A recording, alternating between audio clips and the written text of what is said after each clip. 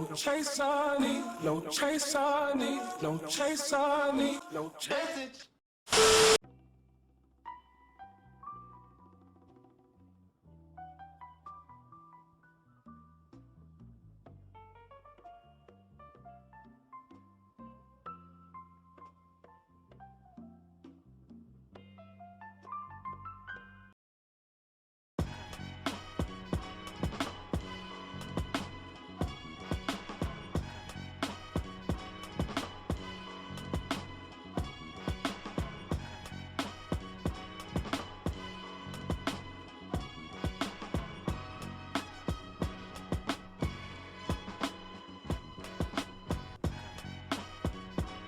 Message.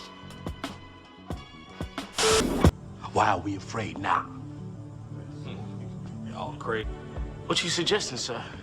I'm suggesting we defend ourselves. Most of the Negroes live in Mapleton, so we secure it.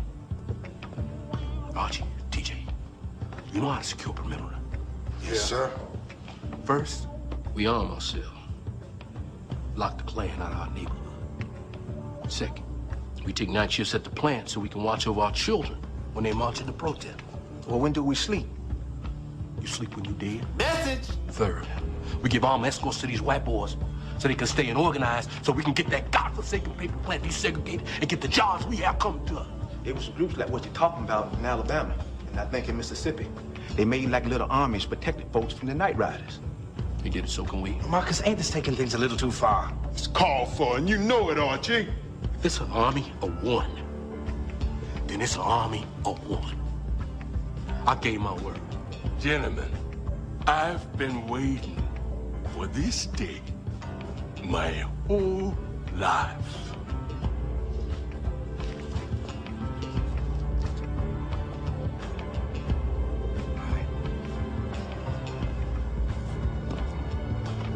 Archie.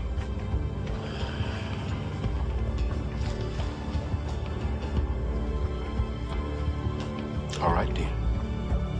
Let's get started. The Deacons for Defense and Justice. These were some bad dudes. A group of brothers formed in the civil rights era to protect black folks from the KKK and the police.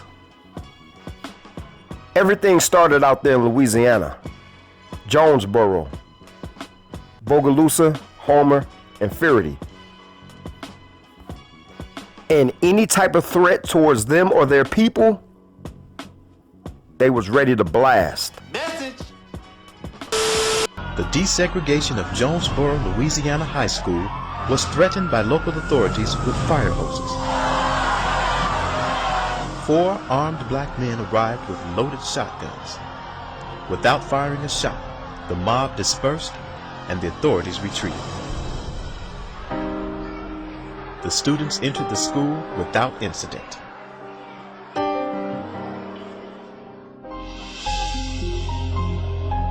Those men were members of the Deacons for Defense, an armed citizens militia founded in Jonesboro, Louisiana.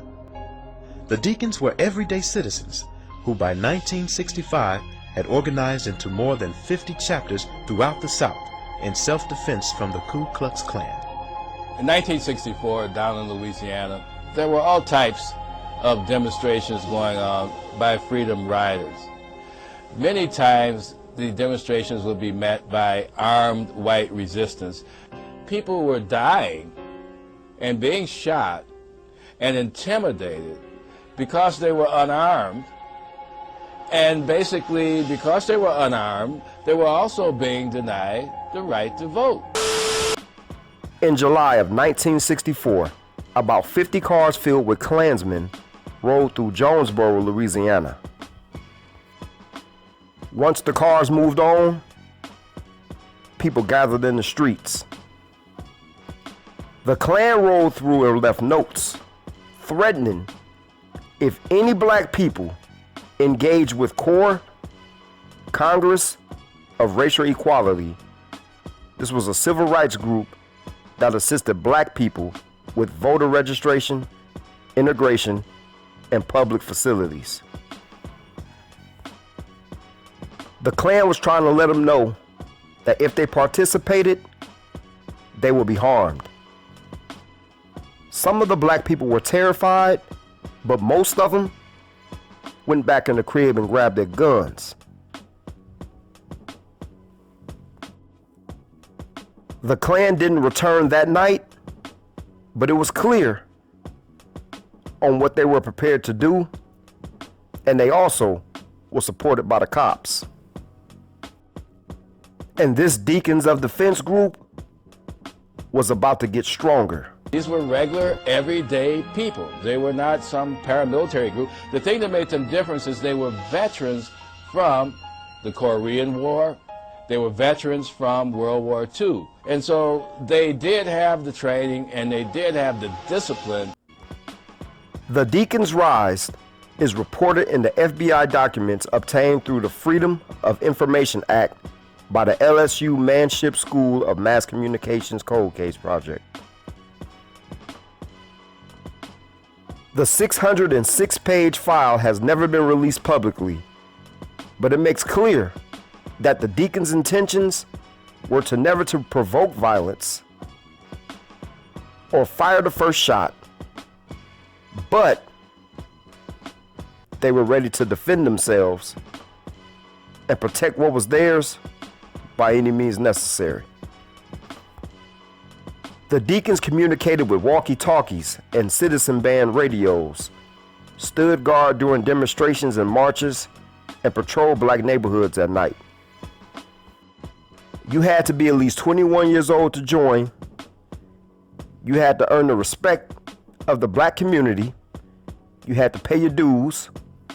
Money was funded by pamphlets, radio equipment, charity donations, and provided black residents with legal assistance during trials.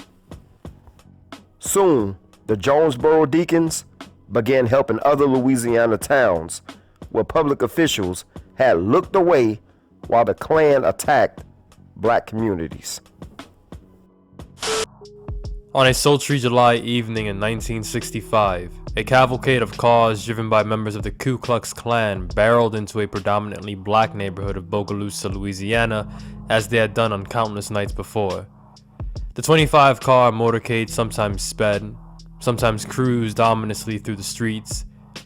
Leaning out of car windows, Klansmen taunted black residents, hurled racial epithets, insulted black women, and brandished pistols and rifles. When the Klansmen fired randomly into the home of black Bogalusa residents, a fusillade of bullets met them in return. It was the Klan's first encounter with the Deacons for Defense and Justice.